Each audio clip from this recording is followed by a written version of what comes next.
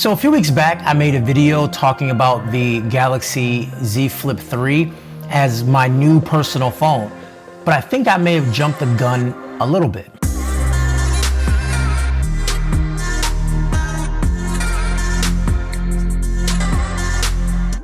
It was just so much exciting stuff with this phone. It was a brand new experience. It was fresh and so many exciting things. Now, this is not a full review, but this is just a list of a couple things that prevents this phone from being my personal phone that I can see myself using every single day.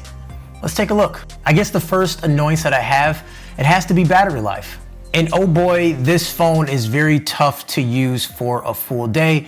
And for me, as a person who just doesn't like to keep his phone plugged in all day, that's a major one. I find myself around 8 p.m. scrambling to find the charger compared to the Fold, which is closer to midnight. Also, what makes it harder is that it doesn't support the fastest charging around. So even when I do plug it in, it's not getting the same charging speeds as other phones like the Note 20 or S21. With the Flip, I love using a lot of the Flip functionality, like having the phone half open sitting on a desk, while Twitter is open or Reddit or even watching a video. Those things are cool. But at the same time, when I do that, I'm using more battery than I would use with a traditional slab phone. So I guess it's just a combination here that I use the phone more and then it has a smaller battery than a lot of other phones that I use.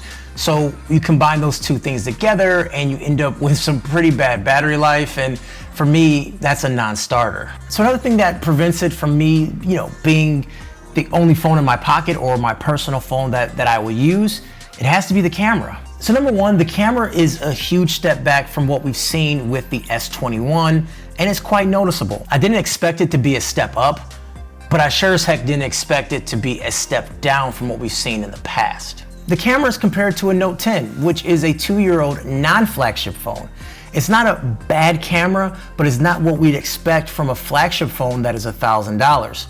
Also, when you use the front display as your viewfinder, when you're taking that picture, it's not at full resolution and it's sort of this weird aspect ratio. The phone is designed to be a fun, a fresh device, and it seems ideal for people who may want to use their phone as a vlog camera or things like that, since the front screen, you have that viewfinder on there. It's a compact phone.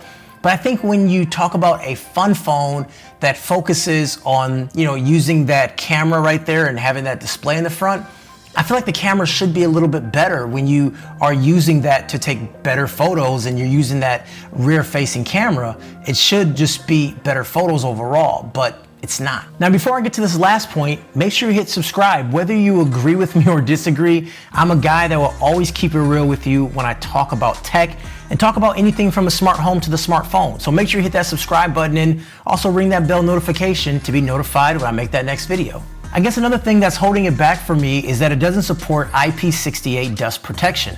For me, that's kind of a big deal. Like, I like to go to the beach with my kid or go to the park, and sometimes the phone will get dirty and dust and debris may fall on it. I've also dropped my phone in sand several times before and I never thought anything of it. Now, if something like that would get in between the screen, that can cause an issue on the Flex display. And obviously I don't want that to happen. As phones have become more rugged by default, having a phone that I may have to baby a bit more isn't something I truly want to do at this point.